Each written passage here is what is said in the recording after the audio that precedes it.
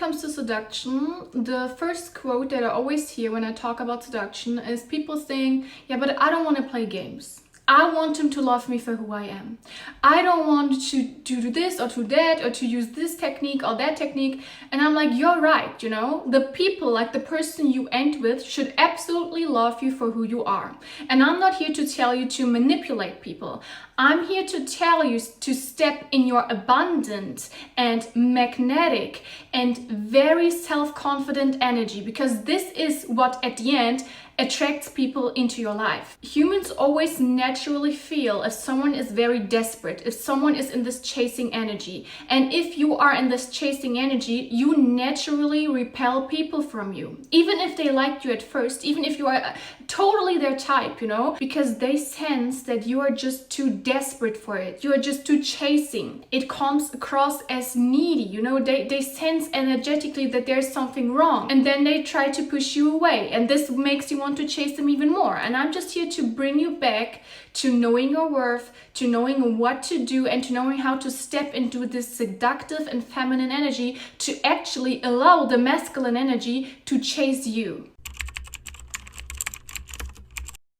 Detach from the person. Every form of attachment creates an energetic tie between you and the person. Maybe you know the scenario that the more you are interested in someone and the more you show it to them, the less interested they seem to be in you. Suddenly this person is pulling back. Suddenly their energy shifts. Suddenly they are not acting the way they acted at the beginning. Why is that? That is because now you are the one chasing them energetically. You are the one pouring all your attention over them, pouring all your love over them, and they think, okay, I already have what I want. No, they are the one pulling back, you know? It's because you energetically give too much in that scenario. You may have a full story in your head about how your partner should be, what kind of marriage do you want, how many kids you want, and then you meet a person and you idealize them to the point where you try to make them fit for the narrative that you already have in your head. And this is where this unhealthy idealizing starts. Because this is when the attachment starts. Now you think they are the missing piece to my dream life. They are the prince that I have been waiting for. They are the father of my future children. No, they are not. You have to learn at the beginning to simply detach from anything, from any outcome, from any expectations, and from any person. Get to know someone, date them, whatever, talk to them, but don't attach yourself to any idea you have about this person. This is the idea of dating. The idea of dating is getting to know someone on a deeper level, to know who they truly are instead of who you want them to be. So when I dated people, I was never disappointed. A lot of my friends, they date guys and they are like, oh my God, I'm so disappointed. He didn't get me flowers. He didn't do this. He didn't do this. And I was like, why do you have expectations? Have standards, but don't have expectations. I have standards, no? And this is what I communicate to every guy. I say, I have my standards, but it's up to you if you meet them. And if I see, okay, you don't meet them, okay. You know, I'm not forcing you into buying me flowers. I'm not sending you TikToks of women getting flowers from their boyfriend. This is embarrassing. I would never do that. I would never say to you, buy me flowers, buy me gifts, give me money. This is embarrassing. If you have to tell a man what to do, it's embarrassing. Communicate your needs, communicate your standards, but never tell a man, buy me this, buy me this. This is embarrassing. It's simply embarrassing. If a man truly wants you and loves you and meets you at your level of expectations, he will naturally do that. You know, my ex-boyfriend, he was a natural provider. He came home from work, sometimes he just put money on the table for me. He was like, yeah, spend it.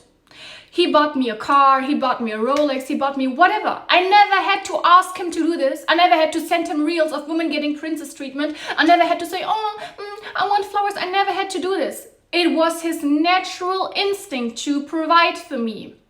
And this is what you have to understand. You can't form a provider out of a man who is just comfortable with, you know, doing the bare minimum. You don't want to build a man into being the man that you want him to be. You want to meet a man where you at. So when you're dating, don't have expectations. Have standards, but don't have expectations. You know, so many of my friends, they get so worked up and so disappointed over people they date. And they are like, oh my God, why didn't he do this? because he simply is not the right man for you. Stop stressing out over these things. This is like a confirmation from the universe. Okay, not the right partner for me. Thank you for your time. I'm never disrespectful, you know. When I communicate this, I'm like, okay, thank you for your time, but I think it doesn't match here. I think we're not quite a good match. You know, I have another expectations. You have another expectations for a relationship. That's it. Move on. Why do you keep yourself getting trapped into like changing this one specific person? Let them miss you and let them wonder about the things you are doing. The mistake that a lot of people make in dating is that they do not give this person the room to wonder and to fantasize about them. You are updating them 24/7. I'm going to the gym now. I'm cooking myself something now. I'm going to the city now. I'm showering now. Who cares? Let them wonder what you do. Let them guess, oh my God, what is she doing right now? What she's up to? What is she wearing today? Don't update them 24/7 as if that's your tweet account. I don't know why you do this. A huge part of seduction is using the imagination, in craving, in longing for something. You know, when you miss someone, when you want to be in the presence of someone, when you ask yourself, what is he doing right now? This is a part of seduction because you are fantasizing about him, you are thinking about him, you are wondering about him.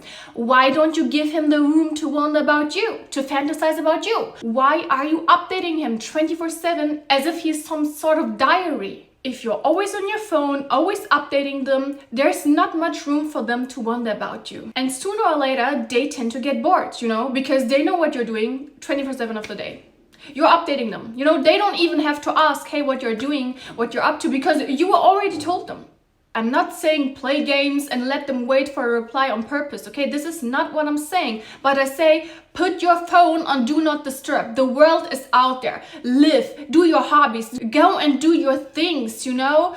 Cook something, bake something, meet with your friends, spend time in nature, paint something, listen to music, go to the gym, do things. And don't care about your phone. Stay busy and invest into yourself. Invest your energy into yourself. And then, when you take your phone, then you can reply. But don't make your phone the center of your life because, oh my God, they could text me any minute. No. Mute the notifications. Mute everything. Don't become a slave to the notifications of your phone, to the notifications of this specific person. You are your own priority, you know? I would never want a partner who just drops everything, drops his workout routine, drops his work, drops his hobbies, drops his friends, just to make me the center of his life. I actually think this is embarrassing. No matter if it's for women or for men, this is embarrassing. The top priority, the center of your life will always naturally be yourself. So if you meet someone and you cancel all of your plans for them, you know, you switch up all of your schedules just to meet them, just to spend time with them, because no, they are your top priority in life, you are on the wrong path. You are neglecting your own needs, your own time, your own routines for another person. And every healthy individual would never want you to do that. Just very desperate people want you to leave everything behind and make them the center of the universe. I would never want that. I would get repelled if a man would stop working out. I would get repelled if a man would stop investing energy into his work. I would get repelled if a man would suddenly just leave his friends behind because suddenly I'm in his life. This is desperate. It shows me that he has no self-respect. He has no respect for his own times, for his own schedules, his routines. And he's desperate. He's desperate for my attention. I would never want a desperate man. You need to learn how to flirt. You need to know how to flirt and how to use your body language to signal attraction to someone. For example, if a woman shows her neck to a man, it's exposing vulnerability. It's automatically attractive for a man if he's like, let's say you are in a restaurant with him, you know, and then you pull your hair back and show your neck, exposing your neck to him. This is a signal of you showing him that you are attracted to him. If you tilt your head, if you hold eye contact, if you look at them in a certain way, if you talk in a certain way, even the tone of your voice can change so much. You know, I talk very fast, for example, but let's say if I would want to flirt with someone on purpose, I would talk slower. I would use another voice, you know, I would change the tone of my voice. I would use a lot of eye contact. I would smile. I would expose my neck to them. I would naturally lend my body to them. You have to know how to work with your body. You have to know what kind of signals you have to give to other people to make them feel attracted to you. You have to channel this siren-like energy where you want to lure this man into your energy. And you can actually do this by loving your own energy. There's nothing that's more attractive than a person who's really loving and cherishing their own energy. This is magnetic. If you see someone and you see they are so comfortable with who they are, they feel so beautiful within themselves, and not in an arrogant way, okay, but in a very self-confident way, this just draws you into that person because you're like, wow, what is it about them that makes them so special? It's actually their own energy, the way they perceive themselves, the way they carry themselves. Also use astrology. By knowing someone's Venus and Mars sign, you know exactly what kind of woman or man they like. And I have this Astra app, and you can ask questions on this app. For example, if you know that his Venus is in Scorpio, you can ask, what is a Venus in Scorpio attracted to?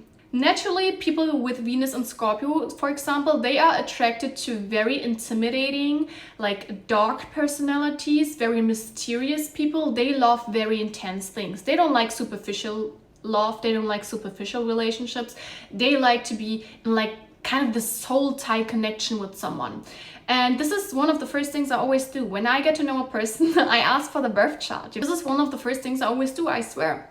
I ask for the birth chart. I calculate their birth chart. You can calculate someone's birth chart by having their birthday, the time of their birth, and the city they were born in. You can just Google a birth chart calculator, and then you can calculate their birth chart. And then I look, okay, what is their Venus sign? What is their moon sign? What is their Mars sign? Because these are the signs that I really like to know when it comes to getting to know someone romantically, because the moon sign, for example, represents how this person is dealing with the emotional side. The Mars sign is their sensual side, and the Venus sign is their romantic side. So if you want to know something, just go to the Astra app, put in your question, and then you can get to know so much about a person and also about yourself, you know. If you are not sure, okay, what do even I want from a person, you can also ask the Astra app about your placements. I don't care if you are dating a celebrity, if you are dating a politician, if you are dating the richest man on the world, humanize them. They are no better than you. They are just another human being, and I want you to understand that, because sometimes when you meet someone and you start to idealize them, oh my god, they are so perfect, what you do is you dehumanize this person. You take the human qualities off of them and tend to see this ideal mask, like this ideal thing that you have built around them. This is not their true self. You have to see people as who they are, because they are not the prize. You always have to see yourself as the prize. They have to win you over. They have to make an effort to convince you. They are just humans. And I say this to all of my friends, to my sister, to everyone who's like coming to me with like dating problems. I say they are just a man. It's just a man, nothing more and nothing less than that. They are just a human at the end of the day. You know, they go to the toilet, they take showers, they cry. At some point they fell down when they were a child. They have embarrassing moments. They fall asleep thinking about some embarrassing moments of their life. They maybe sing in the shower. They are just a human being. And they will never be more than that, no matter what they do for you, and no matter how you see them, no matter how popular they are, no matter how much money they have, they are just a human being. Humanize them. See them as a human being that is capable of having flaws and weaknesses, because all humans have flaws and weaknesses. You set the bar on how much someone is comfortable disrespecting you. Let me say this again. You set the bar on how much someone is comfortable disrespecting you. Men, or like any kind of people in general, will always test your limits. They will test what they can do and what they can get away with. They will test, how is she acting? If I don't reply for 3 days, how is she acting? If I don't bring her flowers, How is she acting? If I let her go to sleep while being in a fight, how is she acting? They will naturally test these limits to see how far you are willing to go with them. They will test if they can ghost you here and ignore you there, cancel a plan here. How long will you stay? How long will you stay until you communicate, okay, this is enough, not with me? This is what they are doing. This is why a lot of men suddenly change their behavior, because then they are testing you. Oh, how much can I test this girl? What is she willing to put up with? If you never set your boundaries, they will think you have none. If you don't communicate, hey, stop disrespecting me, they will think you are okay with the disrespect. If they ignore you for 4 days and then suddenly come out of the blue again and you're like, oh, hi, I missed you so much, they will think you are desperate. They will think you are weak. They will think you are easy to have. They will think you don't know your worth. I'm here to tell you the harsh truth, because I was that kind of girl. I was like, oh my God, I'm so happy to see you. I was 16, you know, fresh in love, my first love. Oh my God, everything is so perfect. Oh, it doesn't matter if you know, ignore me for a week and then come back. It doesn't matter if you ignore me for 7 months and then suddenly come back. It doesn't matter. This was how delusional I was, and I got my heart broken. So I'm here to tell you what you shouldn't do to not get your heart broken, because I don't want you to have these experiences that I had to have in order to learn. I want you to learn from my mistakes. And by the time they have ignored you for the 3rd time and you still don't have enough self-respect to not reply, he will think, oh my God, she's so desperate and needy. I can do what I want with her because she's there, she's available. I can go out, do this and that, ignore her for days. She's available no matter what, because she has no self-respect. This is how these men see you. These men don't think, oh my God, she's so cute. Like the fact that she actually waited for me. No man thinks like that. They think you're easy to have. They think you're embarrassing. They think you're desperate. You know, you can even switch this. Think about all the people that want you and chase you the whole time. The people you sometimes joke about with your friends. You know, oh my God, I don't know why this guy just doesn't stop chasing me. Oh my God, I don't want him. This is the same way men think about you if you chase them, if you are too easily accessible. Why? Because we sense desperate energy. And what do we naturally think in our brain when we sense desperate energy? We think there has to be something wrong with them. Because no person who has a real value and real self-respect would act like this. So what is wrong with them? There has to be something wrong, you know? Nobody would give away themselves so easily unless there's something wrong with this person. This is what we naturally think. It's like the same effect when you see a very expensive bag on the street for free. You think, oh my God, this is like a Birkin bag. For free? Okay. This has to be a knockoff. This has to be fake. There has to be something wrong with this. This is the way you think about people who give away themselves too easily, who chase and chase and chase and chase and never stop, who always reply no matter how many times they have been ignored. This is what we think of them. Oh my God, too easy. I don't want that. There has to be something wrong with them. Don't become too predictable. You know, the problem with me is if I would get to know a man nowadays, he has my full social media, my full videos, my full highlights. He would know everything about me. And I, you know, unless he's also in the social media thingy, I would not know as much about him. And this is really a thing that annoys me, because in the past, I was always very private, very like mysterious, you know, I had like 60 followers, would never accept any strangers, and nobody knew anything about me. And this is what you can use to your advantage. If you are a very private person, people have this naturally instinct to want to figure you out. They want to know what is behind this mask. Like it's a secret that they want to figure out. It's like a riddle they want to solve. And this is very interesting because I myself, I'm always attracted to mysterious people. Why? Because being mysterious allows people to fantasize about you. Allows people to think, oh my God, what is this person doing? Who is this person in the core of themselves? What are their interests, you know? And the more you know about the person from the beginning, the more they become predictable to you. You know, if a man watches my video right now and decides to approach me, he knows exactly what I'm doing. He knows exactly that I have self-respect, that I have these and these expectations. So he could also manipulate me in a way to meet these expectations, to give me what I want in the beginning, just to manipulate me later. But this is the risk that I willingly take with exposing myself to the internet, you know, because I want to help other people. But But if you are not doing social media, I highly recommend you to stay as private as you can and let people figure you out. Don't become too predictable. People long for mysterious people. They long for people who have this aura of, nobody knows that much about them. Nobody knows what they're up to. Nobody knows what they are doing.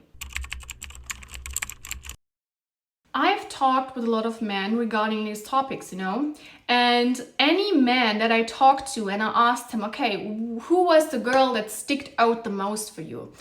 Every man said it was the girl who made it very hard for me to reach her and who made it even harder for me to get her, to seduce her. Why? Because men naturally like to hunt. They always want what they can't have. Forbidden fruits just taste the best. Become this forbidden fruit and see how someone will chase you. It's not always about the man. It's not always about the person. Most times it's about your energy. The harsh truth is that the same man who ghosted you can give another woman princess treatment. Why? It's not because, oh my God, she changed him.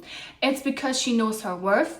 It's because she never met him at a level of disrespect that you were able and willing to meet him. And it's because she communicated her needs and wants. And he knew, okay, the only way I can get access to this woman is by meeting all of her standards and wishes. And this is what he did. And this is what I mean when I say limit the access to you. If it's for friends or in relationships, limit the access to you. People have to provide real value in order to even be in your life. And if you get to know someone and you sense, okay, this person is not willing to provide value, you can communicate your needs, you can make it clear. And if they don't do anything, it's okay, let them go. They are not for you. They are for someone else then, because they are not willing to meet you, and you should never lower yourself for anyone. If I'm here and I meet a man who's here, he will drag me down to here. If I'm here and I meet a man who's here, he will rise me up to here. The minimum you should always expect from a partner is what you are giving. For example, I don't drink alcohol. I'm not comfortable with having a partner who drinks alcohol. I don't go to the clubs. I don't go partying. I'm not comfortable with having a partner who goes partying. I am financially free. I want a partner who is financially free.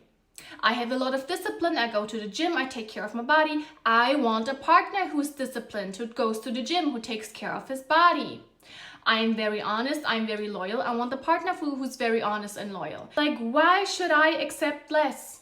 If I have my own apartment, if I have my own car, why should I accept a man who's still living with his mother? Why should I accept a man who has no car?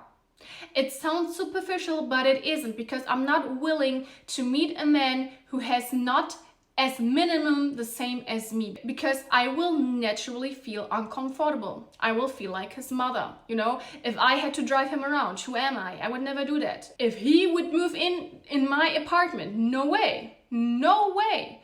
It's either you're here and I'm here and you help me to rise up, or you're here and you can go. Because I'm not doing this builder work where I build my man into who he wants to become. This is his job.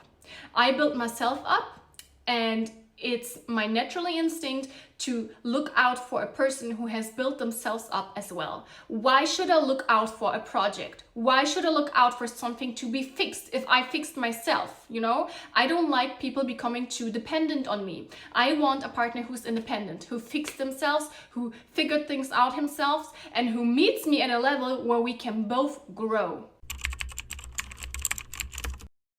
I don't know why, but a lot of men nowadays, they want like a yapping partner. My friend, please go talk to your friends. I'm not here for your entertainment. I'm not here to chat the whole day with me. I have things to do. It's like, I get disgusted by this behavior. Show him that the only option to get closer to you is by taking you out physically. Because if we are texting with someone, it's so unnaturally. My father always says this, he says to me, if you want to talk with me about a very important topic, come to me and let's talk in person. I will not talk over this device to you.